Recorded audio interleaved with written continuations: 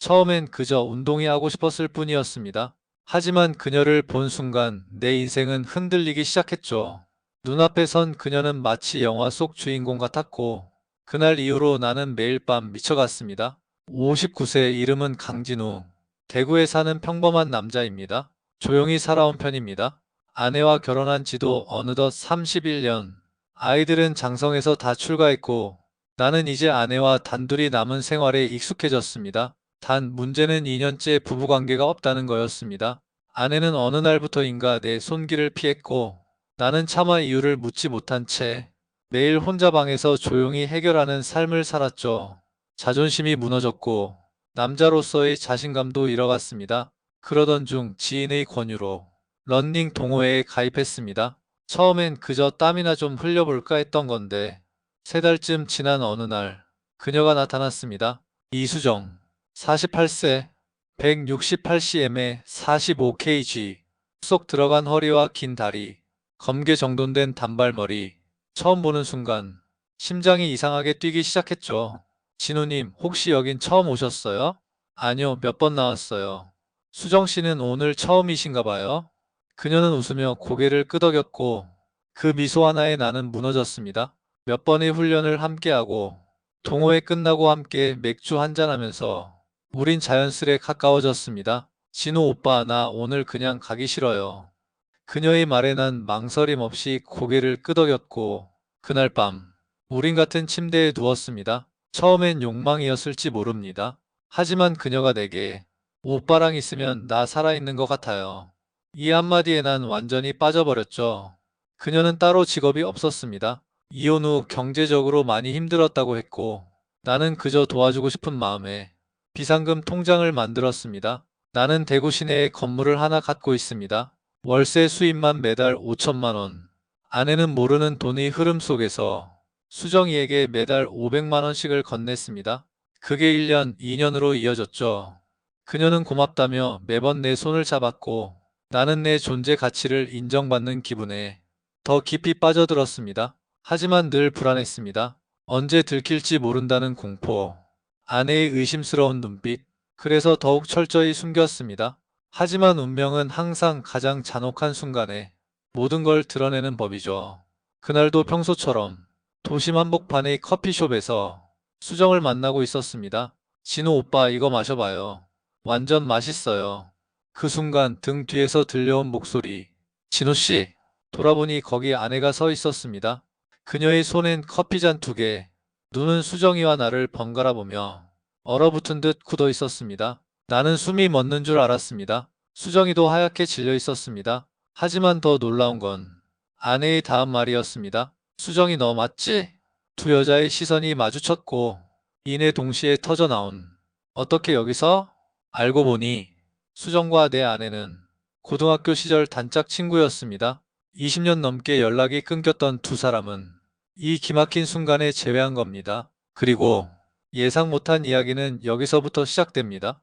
구독과 좋아요, 그리고 여러분의 의견을 댓글로 남겨주시면 큰 힘이 됩니다. 정말 인생이 이렇게 전개될 줄은 몰랐습니다. 그날 이후 난 아내의 눈치를 보며 수정에게 전화를 걸지도 만나지도 못했죠. 하지만 놀랍게도 먼저 연락이 온 쪽은 아내였습니다. 진우씨, 오늘 저녁에 시간 좀 내줄래요? 식탁에 마주 앉은 아내는 낯선 표정으로 나를 바라봤습니다. 수정이랑 어떻게 알게 된 거야? 나는 숨을 고르고 천천히 진실을 털어놨습니다. 런닝 동호회에서 우연히 만났고 조금씩 가까워졌다고. 그녀가 힘들어 보여서 조금 도와주고 싶었다고. 아내는 잠시 침묵하더니 작은 한숨을 내쉬며 말했습니다. 나 알고 있었어.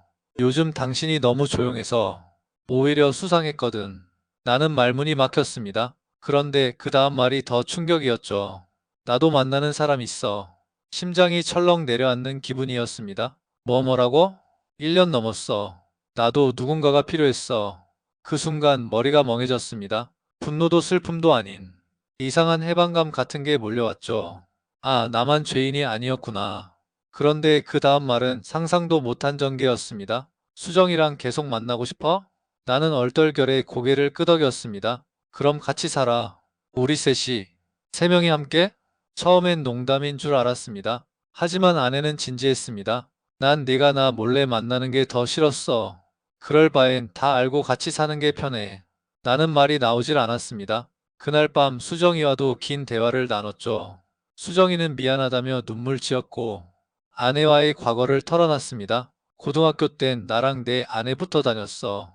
근데 대학 가면서 멀어졌지. 그때 연락 끊긴 이후로 처음 본 거야. 우린 모두 잠을 이루지 못한 채 하루를 넘겼습니다. 그리고 결국 다음 주말부터 우리 셋은 한 집에 살기 시작했습니다. 처음엔 너무 어색했습니다. 거실에서는 수정이와 웃다가 방으로 들어가면 아내와 마주쳤고 식탁에서 셋이 마주 앉는 것도 서로 눈치를 보며 말수가 줄었습니다. 하지만 시간이 흘렀습니다. 이상하게도 모든 게 자연스러워졌습니다.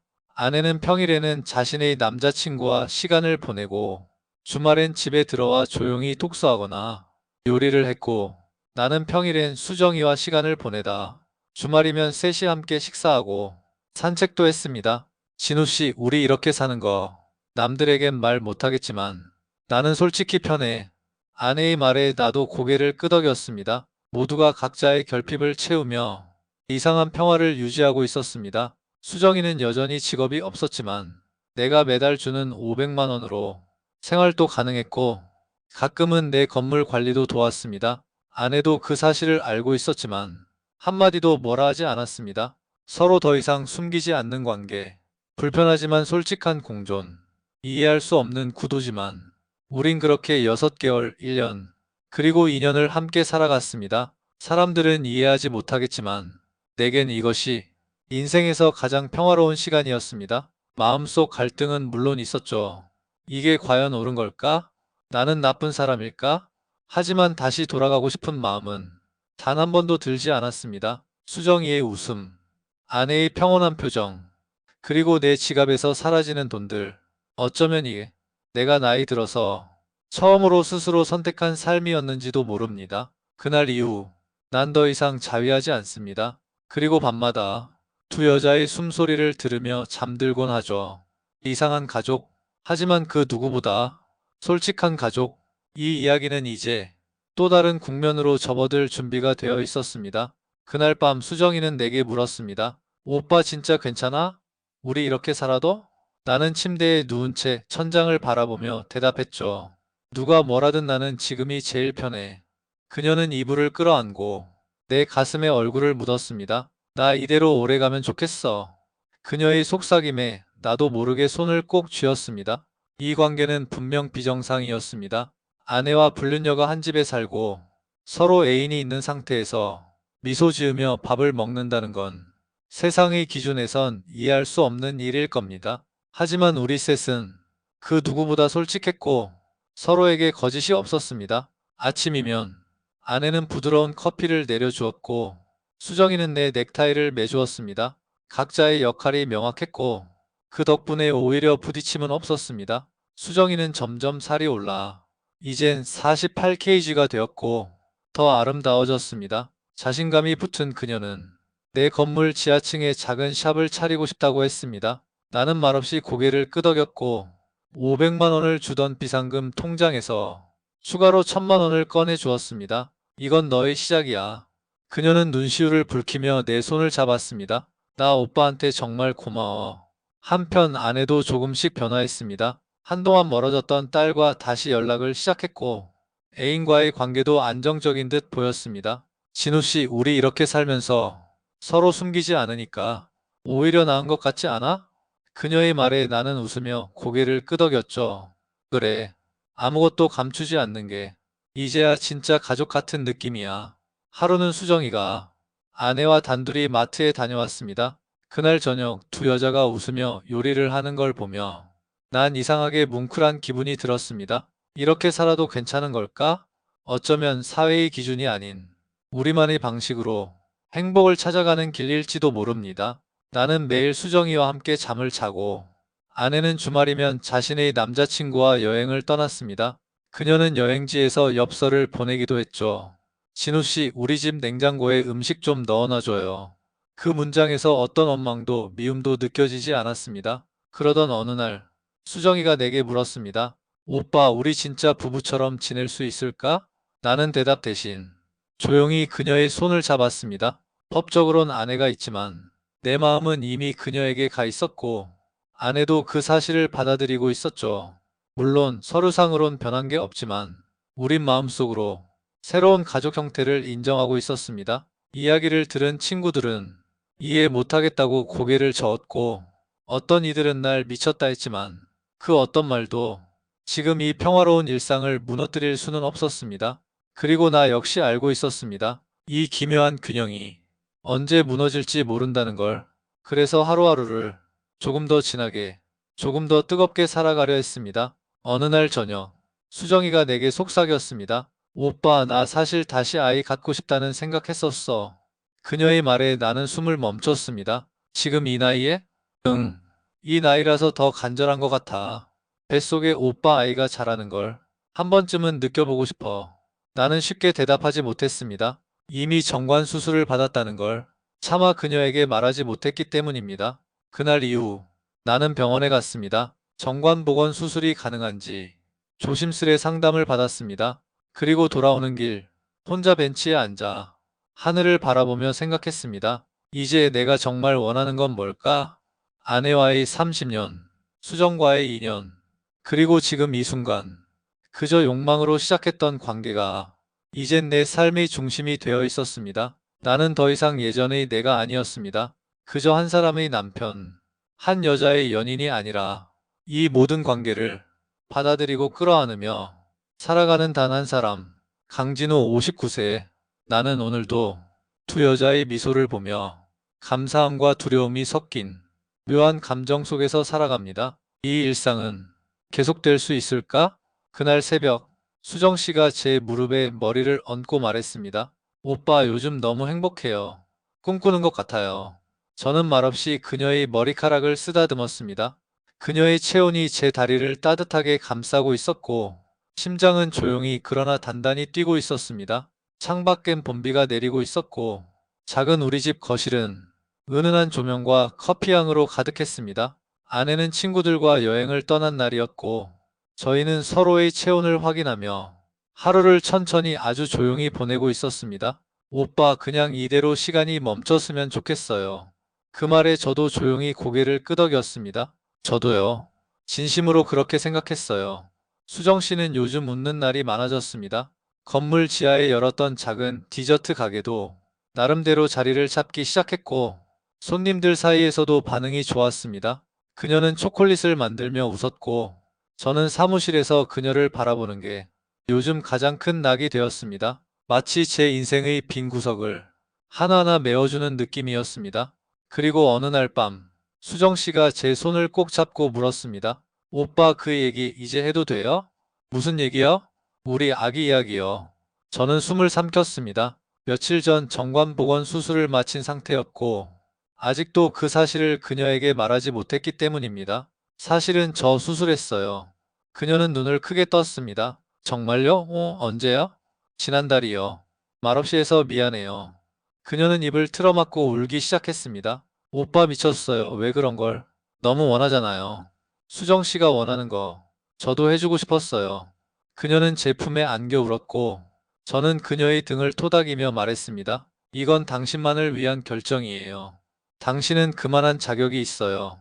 며칠 뒤 저희는 함께 병원에 갔습니다. 검사 결과 수정 씨의 몸 상태는 나쁘지 않았습니다. 다만 나이 때문에 확률이 낮을 뿐 가능성은 열려 있다고 했습니다. 그녀는 이후 하루하루가 더 진지해졌습니다. 카페인도 줄이고 건강식에 집중하며 매일 산책하고 명상을 하기 시작했습니다. 한편 아내는 조금씩 거리감을 두었습니다. 어느 날 조용히 제게 말을 꺼냈습니다. 진우 씨, 저 요즘 고민 중이에요. 무슨 고민이요? 그 사람하고 미국에 가볼까 해요. 저는 놀랐지만 감정을 드러내지 않았습니다. 가보고 싶다면 다녀오세요. 괜찮으시겠어요? 네. 당신이 원하신다면 저는 상관없어요. 아내는 조용히 고개를 끄덕였고 며칠 뒤 짐을 싸서 떠났습니다. 집에는 저와 수정 씨만 남았습니다. 이상하게도 허전하지 않았습니다. 오히려 둘만의 시간이 더 진하고 따뜻하게 느껴졌습니다. 수정 씨는 제게 말했습니다. 우리 정말 부부 같아요. 그렇죠? 저는 웃으며 대답했습니다. 이제야 진짜 시작된 것 같아요. 그녀는 요즘 아침마다 제 셔츠를 다려주고 나가기 전엔 꼭 입맞춤을 해주었습니다. 저는 회사 대신 건물 관리를 돌보며 조금 더 그녀 곁에 머무르려 했습니다. 어느 날 수정 씨가 조용히 다가와 검은 봉투 하나를 건넸습니다. 이거 뭐예요? 확인해 보세요. 열어보니 임신 테스트기. 두 줄이 선명했습니다. 순간 숨이 멎는 듯 했고 저는 입을 다문 채 그녀를 바라보았습니다. 진짜예요? 그녀는 조용히 웃었습니다. 네. 며칠 전에 병원에서도 확인했어요. 저는 무릎이 풀려 소파에 털썩 주저앉았습니다. 기쁘고 놀랍고 두려웠습니다. 이 나이에 다시 아이를 갖는다는 것. 하지만 동시에 제 안의 무언가가 깨어나는 기분이었습니다. 수정 씨는 조용히 제 옆에 앉아 손을 포개며 말했습니다. 저 이제 혼자가 아니에요. 오빠, 우리 진짜 가족 맞죠? 저는 그녀의 눈을 똑바로 바라보며 말했습니다. 그럼요. 이제는 진짜예요. 우리 새로운 시작이에요. 그날 밤, 저는 그녀의 배에 입을 맞추며 속삭였습니다. 고맙습니다. 제 인생을 다시 살아나게 해주셔서. 창밖엔 봄비가 그치고 달빛이 조용히 비추고 있었습니다. 그 밤은 오래도록 저희 둘만의 비밀처럼 깊고 따뜻하게 이어졌습니다. 아기의 심장 소리를 처음 들은 날, 저는 의자에 앉은 채 아무 말도 할 수 없었습니다. 의사 선생님이 조심스레 고개를 끄덕이며 모니터를 돌려 보여주었고 그 화면 안에 분명히 살아있는, 움직이고 있는 작은 생명이 있었습니다. 수정 씨는 눈을 감은 채 눈물을 흘렸고 저는 그녀의 손을 꼭 잡았습니다. 세상이 조용해지고 우리는 오직 그 작은 소리만 듣고 있었습니다. 심장이 쿵쿵 뛰는 소리. 그 소리가 저의 귀를 때릴 때 저는 문득 이런 생각이 들었습니다. 이 아이는 내가 다시 인간답게 살아가도록 보내진 선물일지도 모른다. 수정 씨의 배는 서서히 불러왔고 집안 곳곳에는 작은 신생아용 용품들이 늘어났습니다. 기저귀, 턱받이, 손싸개, 그리고 아기 전용 욕조까지. 한때는 침묵으로 가득하던 공간이 이제는 미래에 대한 기대와 설렘으로 가득했습니다. 저는 매일 아침 수정 씨가 입덧으로 괴로워하지 않도록 따뜻한 보리차를 끓이고 과일을 잘라 침대까지 가져다 주었습니다. 그리고 그녀가 잠든 틈을 타 거실에 나와 아기 침대의 매트를 한 번 더 눌러보곤 했습니다. 모든 게 낯설고 처음이었습니다. 하지만 그 처음이 참 따뜻했습니다. 어느 날 아내에게서 연락이 왔습니다. 미국에서 조용히 정착했다는 소식과 함께 사진 한 장이 도착했습니다. 햇살 아래 벤치에 앉아있는 아내와 어떤 중년 남성의 다정한 모습. 그 사진을 본 순간 제가 그녀를 얼마나 놓았는지를 비로소 실감했습니다. 진우 씨, 저도 잘 지내고 있어요. 이젠 서로 행복하게 살아요. 그 문자 메시지를 천천히 읽은 뒤 저는 조용히 수정 씨에게 말했습니다. 당신 덕분에 이제 진짜 정리됐어요. 그녀는 미소 지으며 제 손을 감싸 주었습니다. 그 손이 따뜻해서 저는 괜히 눈시울이 붉어졌습니다. 아이의 태동이 시작되었을 땐 정말 신기한 경험이었습니다. 처음엔 살짝, 그러다 점점 더 강하게 수정 씨의 배가 튀는 것을 볼 때마다 저는 손을 얹고 조용히 웃었습니다. 그녀는 그런 저를 보며 항상 이렇게 말했습니다. 이 아이는 오빠를 보고 웃는 것 같아요. 어느덧 출산 예정일이 다가왔습니다. 집에는 아기 맞이 준비가 모두 끝났고 수정 씨는 손수, 작은 옷들을 하나하나 정리했습니다. 이 조그마한 옷이 곧 아이에게 입혀질 거라고 생각하니 가슴이 두근거려요. 저는 말없이 고개를 끄덕였습니다. 말로 표현할 수 없는 감정이 목까지 차올랐기 때문입니다. 출산 당일, 저는 병원 분만실 앞에서 두 손을 모은 채 앉아 있었습니다. 기도도 잡생각도 들지 않았고 그저 무사히 건강히 나오기만을 바랐습니다. 그리고 아이의 울음소리가 들려왔습니다. 그 찢어질 듯한 작은 소리에 저는 벌떡 일어나 눈가를 닦았습니다. 축하드립니다. 건강한 남자아이입니다. 간호사의 말에 제 다리는 풀렸고 눈물은 멈출 줄 몰랐습니다. 처음 아이를 안았을 때 그 무게는 아주 작고 가벼웠지만 제 인생 전체를 껴안는 느낌이었습니다. 작은 손가락이 제 손을 움켜쥐고 작은 눈이 가늘게 떠졌을 때 저는 속으로 약속했습니다. 절대 놓지 않겠다. 너를 위해서라면 뭐든지 하겠다. 수정 씨는 병상에서 조용히 미소를 짓고 있었습니다. 피곤해 보였지만 그 눈빛은 고요하고 아름다웠습니다. 정말 고생 많았어요. 당신 덕분에 이 아이가 세상에 왔어요. 그녀는 제 손을 꼭 잡으며 작게 말했습니다. 이제 우리 진짜 가족이에요. 퇴원 후 저희는 새 식구가 되어 집에 돌아왔습니다. 아이의 울음소리가 거실을 채웠고 밤낮이 따로 없는 생활이 시작됐습니다. 하지만 저는 단 한 번도 힘들다는 생각을 하지 않았습니다. 매일 새벽 첫 병을 데우고 기저귀를 갈고 아기를 품에 안고 달래며 이것이 제 인생에서 가장 소중한 시간임을 느꼈습니다. 수정 씨는 아이를 안고 조용히 말했습니다. 당신이 없었다면 저 이렇게까지 살아갈 수 없었을 거예요. 저도 마찬가지예요. 당신이 아니었다면 이렇게 다시 숨 쉬지 못했을 거예요. 창밖에는 봄이 완연히 피어 있었고 우리 셋은 조용히 하루하루를 살아가고 있었습니다. 사람들은 이런 삶을 이해하지 못할 겁니다. 아내와의 무언의 이별, 불륜에서 시작된 관계, 늦은 나이에 출산과 재혼. 하지만 저는 확신합니다. 지금 이 순간이 제 인생에서 가장 살아있는 시간이라는 것을요.